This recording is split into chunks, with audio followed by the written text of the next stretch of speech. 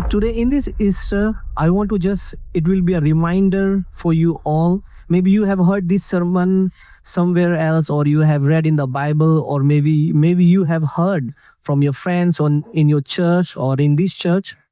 आज के दिन हो सकता है कि जो आपने पहले भी ये प्रचार सुना हुआ हो आपके फ्रेंड्स के द्वारा या कलीसिया में या कहीं भी, लेकिन आज ये एक रिमाइंडर है किसी बात का। And the title of my sermon will be The Power of Resurrection. और जो आज का जो टाइटल है वो पुनरुत्थान की सामर्थ के बारे में है। Can we say to one another, power of resurrection? Now, in this resurrection, I want to just remind and recall that there is power in this resurrection. आज के दिन के लिए मैं आपको याद दिलाना चाहता हूँ कि परमेश्वर के पुनरुत्थान में कितनी सामर्थ है।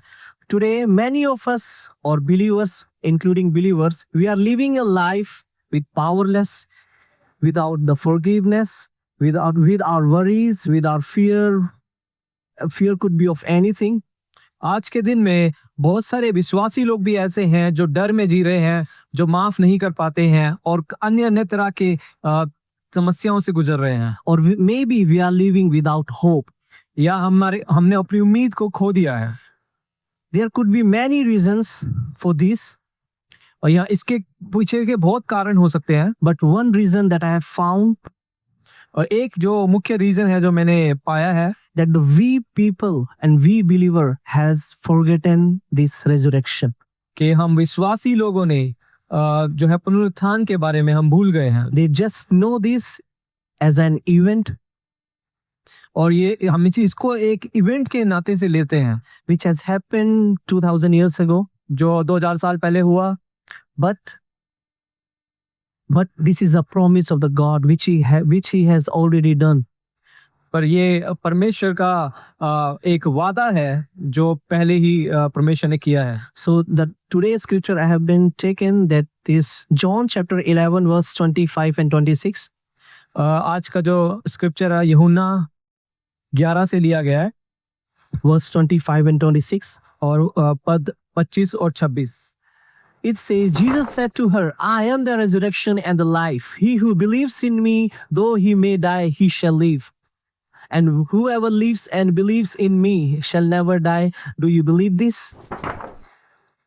यीशु ने उनसे कहा, पुनरुत्थान जीवन मैं ही हूँ, जो कोई मुझ पर विश्वास करता है वह यदि मर भी जाए तो भी जिएगा। In this verse, Jesus is directly claiming or boldly speaking and giving this statement that he is the resurrection. और इस वचन में देखते हैं यीशु मसीह हमें सीधा हमें बता रहा है कि किस तरह से पुनरुत्थान होने होगा। Means he is the source of the resurrection. और वही है हमारे जो पुनरुत्थान का जो सोर्स है, वो यीशु मसीह है। He is the one who can raise the dead.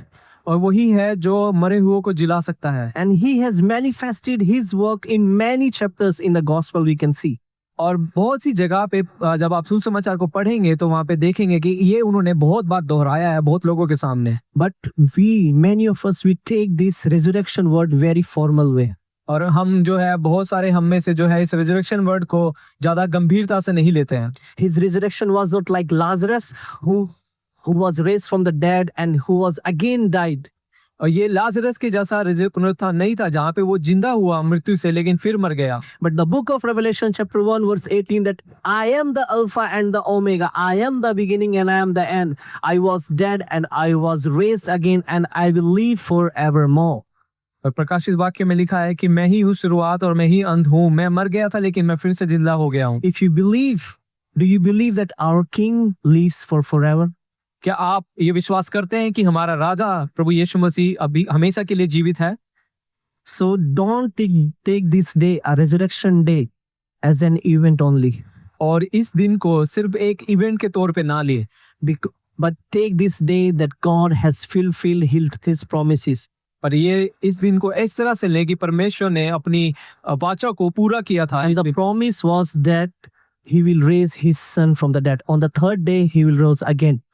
और वादा ये था कि परमेश्वर अपने पुत्र को तीसरे दिन जिंदा कर देगा, और वो हुआ।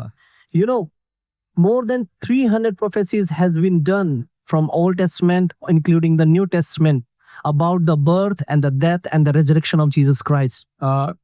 लगभग 300 के आसपास की भविष्यवाणियां की गई थी प्रभु यीशु मसीह के लिए, उसके आने के लिए, उसके मरने, उसके पुनरुत्थान के लिए। But the irony is that पर समस्या ये है we are stuck till the death. कि हम सिर्फ उसकी मृत्यु तक ही सोच पाते हैं। If you think in yourself, अगर आप ये अपने आप में सोचेंगे, how many times you have discussed or you have reminded this resurrection, कितनी बार आपने अपने आप को ये पुनरुत्थान से अपने आप को याद दिलाया है that our God has resurrected. कि हमारा परमेश्वर जो है वो जीवित हो गया था। We'll look the scripture Luke chapter 24 verse 20 and 21. हम लूका में देखेंगे 24 का 20 और 21। Here the two people they are walking, just they are going to somewhere and they are having discussion, and suddenly the Jesus came and they were not able to recognize the Jesus. वहां पे दो लोग थे जो चल रहे थे और यीशु मसीह उनके सामने प्रकट हुए, लेकिन उन्होंने वो पहचान नहीं पाए। And they said that how the chief priest and our rulers delivered him to be condemned to death and crucified him. But we were hoping that it was he who was going to redeem Israel. Indeed, beside all this, today is the third day since this thing happened. और प्रधान याजकों और हमारे सरदारों ने उसे पकड़वा दिया कि उस पर मृत्यु की आज्ञा दी जाए और उसे क्रूस पर चढ़वाया। Now, we people, our mind has been stuck till the death of Christ. और हम लोगों के बहुत बार जो हमारी जो सोच है वो प्रभु यीशु मसीह की मृत्यु तक खत्म हो जाती है। We know and we believe that he was lived for us, he died for us, he was crucified for our sin. और हमें विश्वास करना है कि वो हमारे लिए मारा गया और हमारे लिए ही क्रूसीफाई किया गया और हमारे लिए resurrect. But if your mind will stuck on the crucifixion only, the result will be, our hope will be end. अगर हम सिर्फ उसकी मृत्यु तक ही सोच पाएंगे तो हमारी उम्मीदें मर जाएंगी। How can we live a life of a victory person? हम कैसे एक विजेता के रूप में जी सकते हैं? In your life, maybe you are facing challenges, troubles, sickness or persecutions. आप हो सकता है अपने जीवन में बहुत सारी बीमारियों, सताव और अन्य तरह की परेशानियों से गुजर रही हो। But tell me one thing, if you will not remind or remember the resurrection day, how can you come out as a victorious person? पर याद रखें, अगर आप प्रभु यीशु मसीह के पुनरुत्थान को नहीं जान पाएंगे, नहीं याद करेंगे, तो कैसे आप उससे निकल पाएंगे? How can you come out as a victorious son and daughter of our resurrection Lord? तो कैसे आप उससे बाहर निकलेंगे एक विजेता के रूप में, परमेश्वर के पुत्र के रूप में? It will stuck your faith और वो आपके विश्वास को रोक देगा and it will impact the way you live your spiritual life. और वो आपके आत्मिक जीवन को भी रोक देगा। Now tell me, what is gospel? Can anyone tell? क्या कोई बता सकता है कि सुसमाचार क्या होता है? I have asked to someone, he said, the God has so loved this world that he gave his only son so that the one who will believes in him will not perish and have eternal life. मैंने किसी से पूछा, उन्होंने मुझे बताया कि परमेश्वर ने जगत से ऐसा प्रेम रखा कि अपना इकलौता पुत्र दे दिया ताकि जो कोई इस पर विश्वास करे वो अनंत जीवन पाए। I said only this. क्या मैंने पूछा क्या सिर्फ इतना ही है? He said yes. उन्होंने कहा हाँ। But I believe और मैं विश्वास करता हूँ the gospel completes when we add that our God resurrect on the third day again. Amen. कि जो सुसमाचार है वो हमारे ऊपर प्रभु यीशु मसीह के तीसरे दिन जो पुनरुत्थान हुआ उस तक जाता है। So the gospel completes not only till resurrection, but it completes when we add about his resurrection. Sorry, the gospel didn't complete when we speak only about his crucifixion, but it completes when we speak about his resurrection all. और जो सुसमाचार है वो मृत्यु पे, प्रभु यीशु मसीह की मृत्यु पे ही खत्म नहीं होता बल्कि वो उसके पुनरुत्थान तक भी जाता है। If you will forget this resurrection, अगर आप इस पुनरुत्थान को भूल जाएंगे, you will forget the promise of the Lord. तो आप परमेश्वर के किए हुए उन वादों को भी भूल जाएंगे That on the third day he will rise again. कि वो तीसरे दिन जी उठेगा। Now God is the author of all creation. How many of you believe? कितने लोग विश्वास करते हैं कि परमेश्वर ने ही इस पूरे जगत को बनाया है? But before the resurrection happens in this physical realm, इससे पहले कि जो पुनरुत्थान हमारे इस संसारी जीवन में हो, it has happened in the thoughts of the Father. और ये ऑलरेडी हो चुका है परमेश्वर के सिंहासन पे। It happened already in unseen realm. ये पहले ही हो चुका है उस अनदेखे आयाम में। Sorry. Okay. So on the Good Friday, when devil he was thinking that he has conquered the Son of God.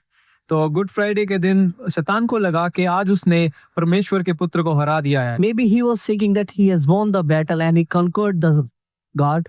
उसको लगा कि उसने परमेश्वर को हरा दिया है और उसने परमेश्वर के पुत्र को हार दे दी है। Might be he is thinking that I have conquered the savior of the world.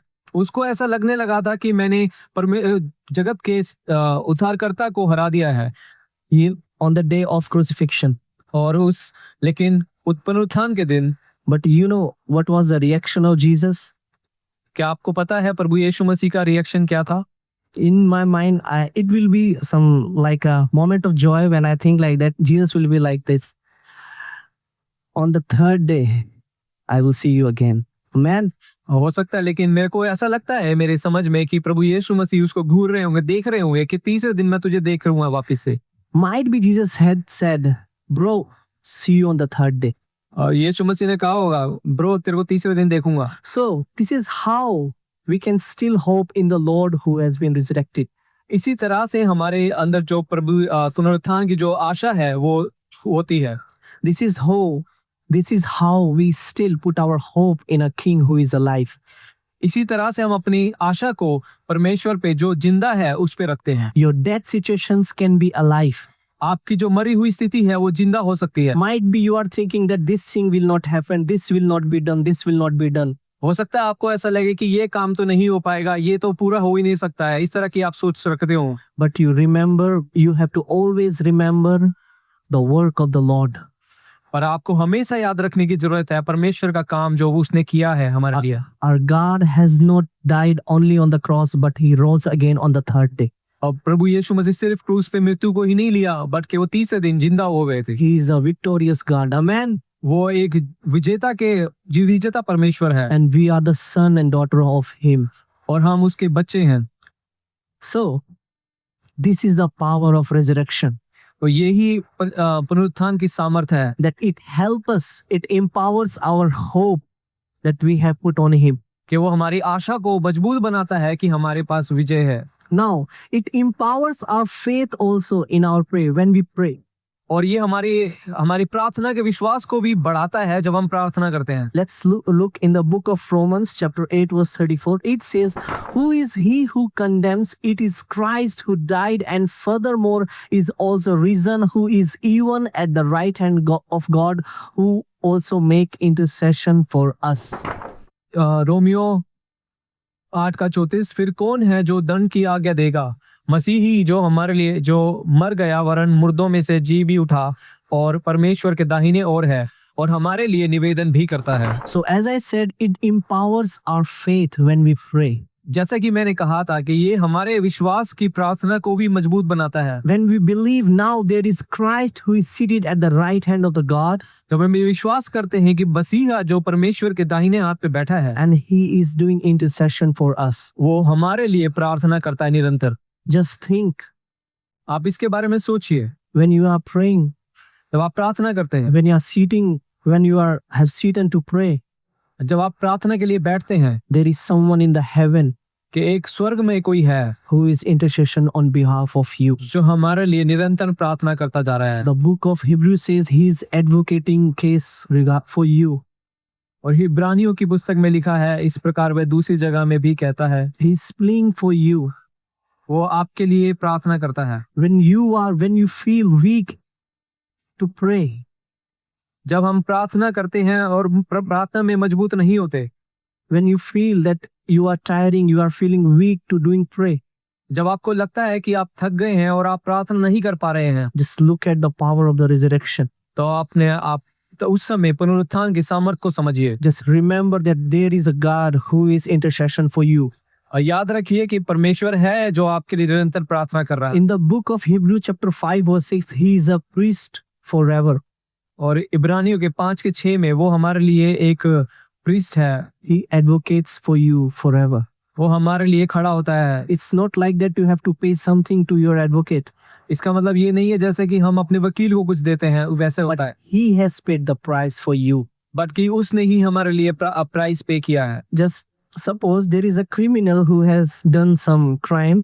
आप सोचिए कोई ऐसा इंसान है जिसने कोई क्राइम किया हो, and what he does, उसने क्या किया? he searches advocate, a good advocate. वो एक अच्छे वकील को ढूंढता है, He paid the price. He pays the price वो उसको उसकी कीमत चुकाता है so that he can advocate on behalf of him before the judge. ताकि वो जज के सामने इसके लिए बात कर सके। But in this scenario, लेकिन इस जगह पे there is an advocate. Advocate कहाँ है? There is an advocate okay, एक एडवोकेट है, whose name is Jesus. उसका नाम यीशु मसीह है। He is the Alpha and the Omega. वही शुरुआत और अंत, He is the beginning and the end. वही शुरुआत और अंत है। He has paid our price, उसने हमारे लिए कीमत चुका दी है and he himself advocating on behalf of us before the Father. Amen. और वो खुद ही हमारे लिए परमेश्वर के सामने खड़ा होकर निरंतर प्रार्थना करता है और And हम this लिए खड़ा होता empowers me when I sit for the prayer. है। और ये मेरे को सामर्थ्य देता है जब मैं प्रार्थना के लिए बैठने जाता It हूँ, empowers my faith और ये मेरे विश्वास को भी बढ़ाता है, because I believe my Redeemer is alive. क्योंकि मैं विश्वास करता हूँ कि मेरा छुटकारा देने वाला जीवित है, My Savior is alive, मेरा छुटकारा देने वाला and जीवित he is है listening me. और मुझे सुनता है। He always put his ears to my prayer. और जब भी मैं प्रार्थना करता हूँ वो अपने कान मेरी प्रार्थनाओं पे लगाता है। So the power of resurrection is that it empowers your power of prayerful life.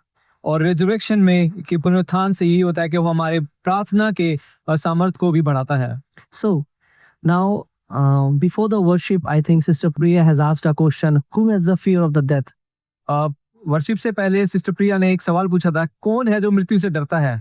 We have many reasons for the fear, like we have fear of our future, career, sickness, disease, or death.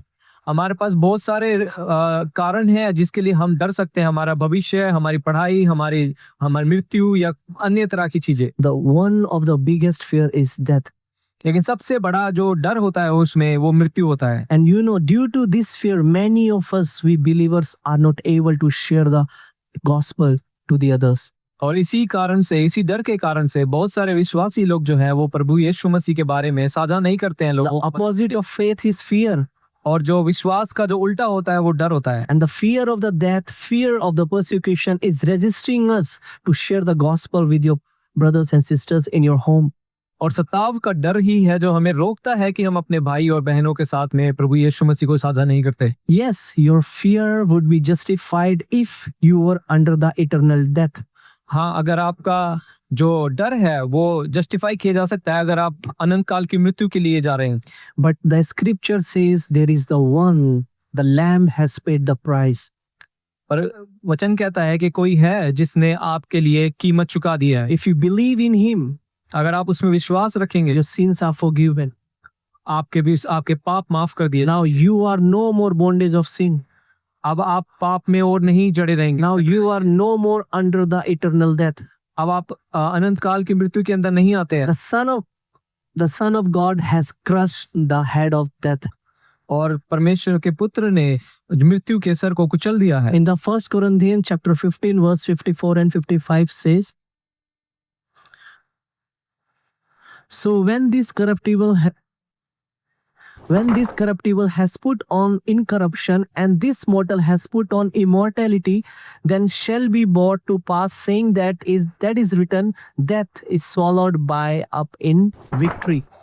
पहला कुरिन्थियों 15:55, और जब वह नाशवान अविनाश को पहन लेगा और वह मरणहार अमरता को पहन लेगा, तब वह वचन जो लिखा है पूरा हो जाएगा, जय ने मृत्यु को निगल लिया।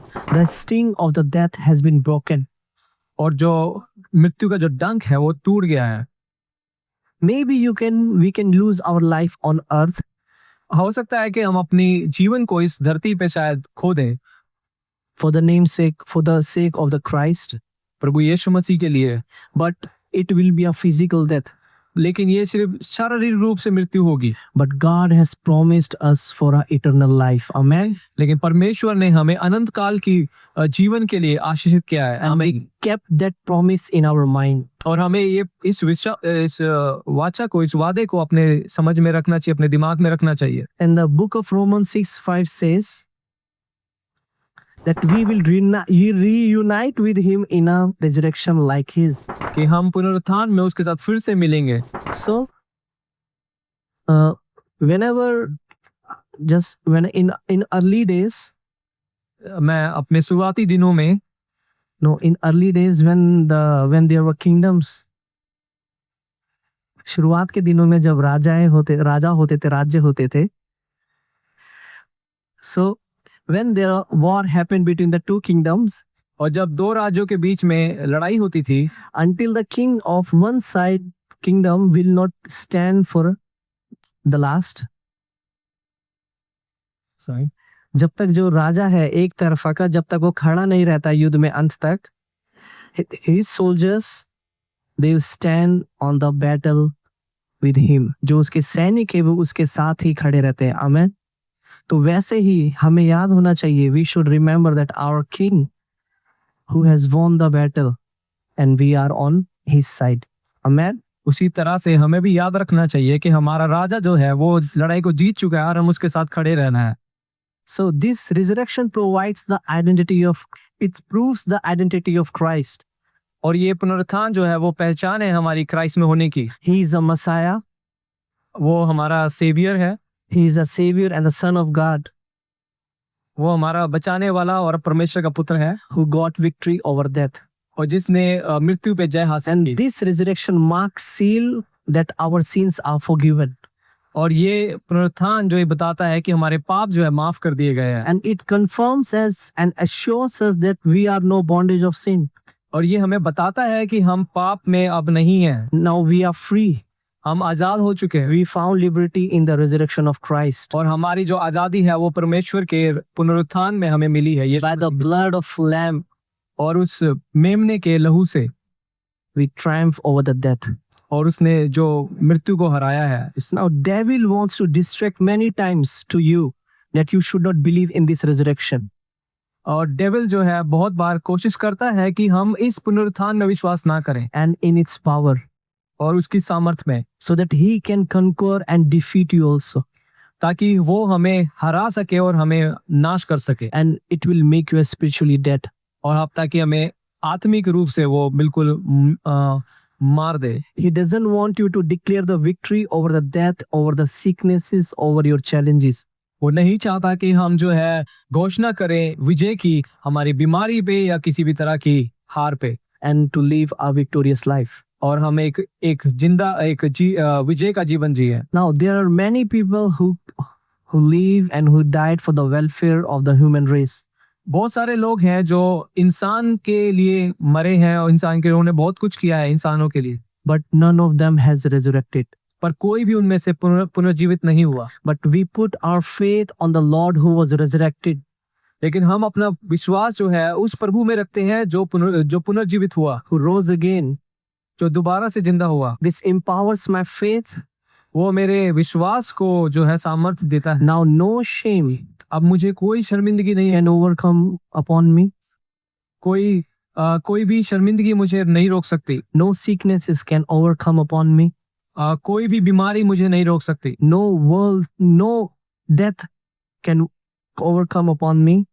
कोई मृत्यु मुझे नहीं हरा सकती, Because my Savior has resurrected क्योंकि मेरा जो बचाने वाला है वो पुनर्जीवित हुआ and He is alive. और वो जीवित है.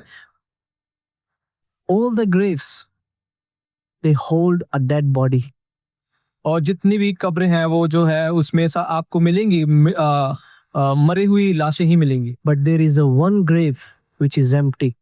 लेकिन एक ही ऐसी कब्र है जो खाली है आज. There is a one grave who cannot hold the body of our Savior Lord Jesus Christ. एक ही कब्र थी जो हमारे प्रभु यीशु मसीह की शरीर को नहीं रोक सकी. And this grave has a supernatural story. Amen.